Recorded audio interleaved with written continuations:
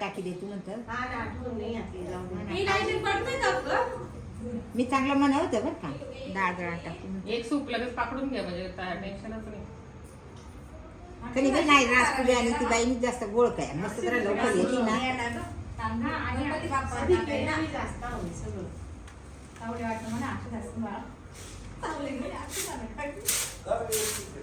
नाही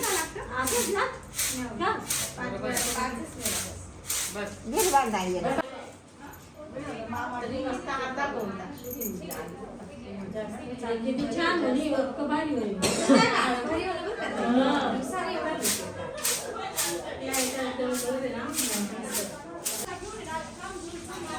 ती चटणी होती म्हणून तिला सांगायचं